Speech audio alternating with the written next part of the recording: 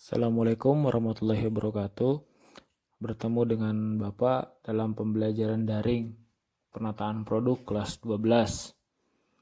Materi penataan produk kelas 12 ini merupakan lanjutan dari pembelajaran penataan produk di kelas 11 kemarin. Ketika di kelas 11 lebih membahas tentang jenis ataupun pengelompokan produk dan sebagainya secara teoritis, maka di kelas 12 ini kita akan praktek melakukan penataan produk.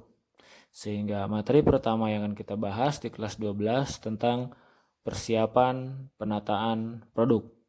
Jadi sebelum menata produk, hal-hal apa saja sih yang harus kita persiapkan supaya mempermudah dalam pendisplayan produk? Yang pertama yang akan kita bahas tentang pengelompokan produk dulu. Pengelompokan produk merupakan salah satu tahap yang akan kita lakukan dalam proses persiapan pendisplayan. Dalam pengelompokan produk, ada 3 kategori yang harus diperhatikan. Pertama, mengelompokkan produk berdasarkan jenis produknya. Misalnya produk food, non-food, press, peralatan, rumah tangga, dan sebagainya per departemen kalau di supermarket. Kemudian yang kedua berdasarkan merek produk. Ini jelas, kita mengelompokkan produknya itu berdasarkan merek-merek perusahaan tertentu. Ada mungkin merek shampoo seperti Sunsilk, Dove, Pantene, Regis, dan sebagainya. Nanti sabun mandi ada misalnya Lux, ada Gift, ada Lifebuoy, dan juga seterusnya. Kemudian yang ketiga, ketika kita akan melakukan pengelompokan produk, yang harus kita perhatikan adalah berdasarkan ukuran produknya. Kita lihat nih ukuran produknya. Misalnya ada yang ukuran kecil, ada yang ukurannya 500 ml, 1 liter, 2 liter, dan sebagainya. Itu harus kita kelompokkan. Tujuannya apa? Untuk nanti ketika menata produk akan mudah untuk mengatur ketinggian dan sebagainya. Kenapa? Salah satu nilai ataupun daya tarik dari melakukan pendisplayan yaitu pengaturan produk berdasarkan ukuran. Nanti bisa bentuknya kalau dari kiri kecil ke kanan besar misalnya, ataupun nanti kita gunakan produk yang memiliki ketinggian yang sama. Pengelompokan produk berdasarkan ukurannya. Selanjutnya akan kita bahas, kenapa sih kok perlu dikelompokkan? Apa tujuan dari pengelompokan produk? Bagi perusahaan atau produsen, tujuan dari pengelompokan produk pertama akan memudahkan produsen untuk menyimpan barang-barang itu di gudang.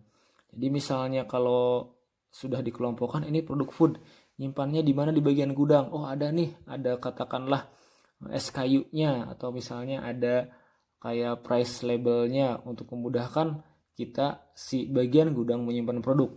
Kenapa harus seperti itu? Karena nanti kaitannya dengan tujuan penataan pengelompokan produk yang lainnya bagi konsumen, bagi produsen, yaitu untuk mempermudah dalam pengambilannya nanti, mudah menyimpan dan mudah mengambilnya, itu bagi produsen. Yang kedua, mempermudah penataan di ruang pajang. Iya, ketika nanti dibutuhkan, ini kayaknya di bagian food kosong, berarti kan akan mudah si bagian gudang mempersiapkan produknya di gudang, mengambilnya, kemudian langsung membawanya ke bagian pajangnya. Kemudian yang ketiga, mempermudah ngambil barang dari gudang untuk disiapkan ke tempat pemajangan, ya kaitannya dengan mempermudah penyimpanan gudang tadi. Dan yang terakhir, mempermudah pengawasan. Jadi kita bisa tahu produk-produk mana saja yang jumlahnya banyak ataupun yang perlu diisi ulang oleh supplier. Kemudian bagi konsumen, kenapa mudah atau kenapa harus dikelompokkan si produk tersebut? Ya, untuk memudahkan si konsumen dalam mencari ataupun memilih produk yang akan dibeli. Tidak kesulitan ketika mereka mencari sabun mandi dengan produk tertentu, tinggal mencari saja ke lorong-lorong sabun mandi, maka akan banyak produk di sana. Begitu juga dengan produk-produk yang lainnya. Dan yang kedua, untuk memudahkan si konsumen dalam melakukan proses berbelanja. Sehingga mudah ketika melakukan perburuan, mulai dari food dulu, berarti makanan semua, dan juga selanjutnya. Berikutnya, yaitu dalam melakukan penataan produk yang harus kita persiapkan adalah peralatannya.